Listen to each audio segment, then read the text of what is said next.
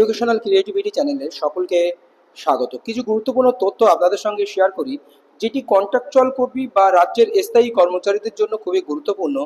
Contractual কর্মীদের জন্য খুবই গুরুত্বপূর্ণ এই জন্য বলছি, কারণ আপনারা জানেন রাজ্যে কন্ট্রাকচুয়াল কর্মীরা কিন্তু বঞ্চিত যথেষ্ট হারে।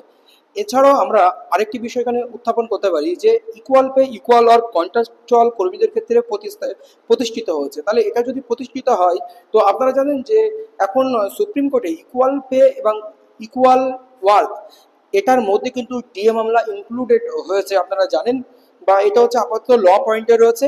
তো সেই জন্য আমরা এই বিষয়টি ক্লিয়ার করব যে ডিএটা কিভাবে প্রতিষ্ঠিত হতে পারে সুপ্রিম কোর্টে, বা ফান্ডামেন্টাল রাইট হিসাবে আসতে পারে, বা ইকুয়াল পে আর ইকুয়াল ওয়ার্কের আওতায় আসলে এই ডিএটা মিটিয়ে দেওয়া সম্ভব। আর আমি এই ভিডিওতে আবারও জোর করে বলছি, এই ডিএ মেটাতে হবে রাজ্য সরকারকে, আর কেন্দ্রীয় হারে ডিএ রাজ্য সরকারকে একদিন না একদিন দিতেই হবে। তো চলুন আমরা বিষয়টি এখানে ক্লিয়ার করে নিই। এটা হচ্ছে মেডিকেল ডিপার্টমেন্টের কন্ট্রাকচুয়াল আয়ুষের দ্বার AYUSH contractual medical officer selection process of the state date 12 August 2012। এদেরকে এমবিবিএস ডাক্তারদের মতো এখানে বেতন বা দেওয়া হয় না, বা তাদের পার্সেন্টেজগুলো দেওয়া হয় না সেই হারে। সেই সমস্ত বিষয়ে একটা মামলা হয়েছিল। তাছাড়া এদের একাধিক দাবি ছিল, কিন্তু 15 পাতার একটি গুরুত্বপূর্ণ অর্ডার, জাস্টিস রাজাশেখর মান্তার একটি অর্ডার, তার মধ্যে সবচেয়ে গুরুত্বপূর্ণ যে পয়েন্টটি আমি আসি ডিএ মামলার সঙ্গে যুক্ত, ইকুয়াল পে ইকুয়াল ওয়ার্ক, সেটা নিয়ে আমি আলোচনা করব। আমরা বিস্তারিত অন্য কিছু বলবো না। দেখুন, আমরা এই যে পয়েন্টটাতে এসেছি, এই যে the disparity in pay structure between allopathic doctor and Ayush doctors, according to the counsel for the petitioner, is not only illegal and arbitrary but also in violation of the principle of equal pay or equal work.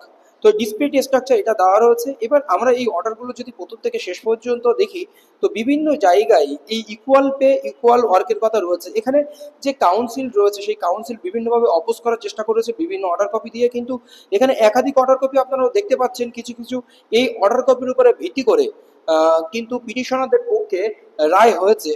তো সেই বিষয়টা আমরা দেখে নিই। পিটিশনারদের পক্ষে এই রায়টি হয়েছে, এই রায়টি কিন্তু সমস্ত কন্ট্রাকচুয়াল বা সমস্ত স্টেজের কর্মীদের ক্ষেত্রে হওয়ার কথা। সেটা স্কুল লেভেলে পার্শ্ব শিক্ষকদের ক্ষেত্রেও কিন্তু এই মামলাটি, এই অর্ডার হওয়ার কথা ছিল। এবার আসি, in the background Reliance is placed on several decisions where the principle equal pay for equal work was held not applicable. এটা হচ্ছে কিছু কিছু ব্যাকগ্রাউন্ডের দিক থেকে দ্য সেই ডিসিশন আর কেসেস, এই case number reported decision of the honourable supreme court of India stated the state also relied আপন a decision of Sanjay Singh and Chowdhury, the relied upon the council for the petitioner. Several other notifications of engagement of the petitioner being contractual in nature from the year 2015 till 2023 are placed by the state. The said notification already annexed to the writ petition. The principle of equal pay for equal work not being applicable to person differently situated is now well settled. It is equally settled that a contractual employee cannot claim parity with a permanent employees. এটা কিন্তু রেসপন্ডেন্টের পক্ষ থেকে দাবি, বিরোধীদের দাবি। The nature of the investment and the nature of the working being dissimilar is also a case where the principle of equal pay or equal work cannot be applied. In this regard, there cannot be any quarrel with the decision relied upon the council for the state. No detailed discussion is therefore required as regards and the decision is stated by the council for the state. State council বলছে এদের এই পয়েন্টের উপরে equal pay equal ওয়ার্কের এই বিষয়টি দেওয়া যায় না। One must not note that the petitioner do not seek parity with the permanent employees under the state. The petitioner seek parity with the other contractual engaged allopathic doctor under the recruitment process and on the same terms and condition. কিন্তু পিটিশনারদের এটা কিন্তু দাবি রয়েছে, এই কন্ডিশনের উপরে ভিত্তি করে কন্ট্রাকচুয়াল ডাক্তার যারা engage allopathic doctors under the recruitment process, তো তাদেরকে এই সমতুল্য করে দেওয়া উচিত। The facts are clearly explained. পুরো ফ্যাক্টটা সম্পূর্ণ পরিষ্কার হয়েছে। Both the allopathic MBBS doctor as well as Ayush doctor under the RBSK and other scheme of the central government under the NSM have been engaged on the same terms, albeit and the contractual at the same time they were engaged under the same notification or requirement. Same notification or requirement এর ক্ষেত্রে এটা হয়েছে, কিন্তু এটা হলেও কি এক প্রকার প্রতিষ্ঠিত হওয়ার কথা এখানে। এই বিষয়টা যেহেতু ইকুয়াল পে ইকুয়াল ওয়ার্ক, তো এই বিষয়। তারপরে আমরা both the categories of doctors work at the same place. BP, AC, PAC, BMOAs and the district hospital is run by the state. The duties allocated to the allopathic doctors and the Ayush doctor and the তাই যদি হয় প্যারা টিচারদের ক্ষেত্রে কিন্তু এই রায়টি খুবই গুরুত্বপূর্ণ।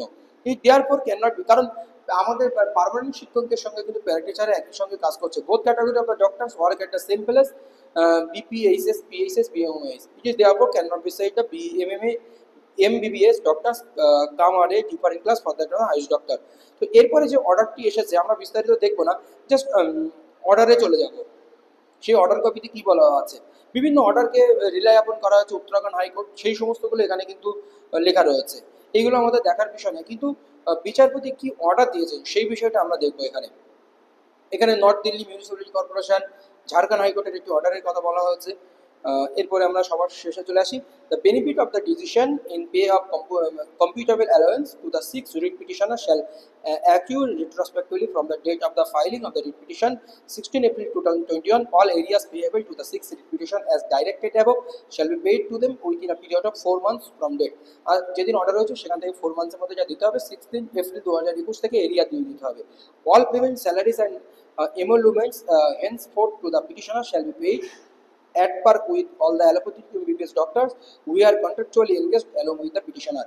তো এই হচ্ছে আপডেট রয়েছে। এটা শুধু পিটিশনারদের নয়, পিটিশনারদের সঙ্গে পিটিশনারদের মতো একই পরিস্থিতিতে যারা রয়েছে তাদেরকেও দিতে বলেছে। এই হচ্ছে আপডেট। তাহলে এই আপডেটটা খুবই গুরুত্বপূর্ণ সমস্ত কন্ট্রাকচুয়াল কর্মীদের সঙ্গে। এছাড়াও সবচেয়ে গুরুত্বপূর্ণ যেটা প্যারা টিচার রয়েছে আমাদের শিক্ষাক্ষেত্রে, তাদের জন্য এই অর্ডারটি খুবই গুরুত্বপূর্ণ। এই অর্ডারকে ওখানে কিন্তু রিলাই আপন করা যেতে পারে। ধন্যবাদ। আর তাছাড়া আরেকটি কথা বলে শেষ করতে হবে যে ডিএ ডিয়ারনেস অ্যালাউয়েন্স, সেন্ট্রাল কর্মীর এক পাচ্ছে, আমরা রাজ্যে কাম পাচ্ছে, অন্য রাজ্যে এক, আমাদের রাজ্যে আলাদা। এটা ইকুয়াল পে ইকুয়াল ওয়ার্কের আন্ডারে কিন্তু ডিএ, সেটাও সুপ্রিম কোর্টের একটি জায়গায় আমরা দেখেছি এবং এটা আপনার গুগল সার্চ করলেও আপনারা জানতে পারবেন। এই হচ্ছে আপডেট। ধন্যবাদ।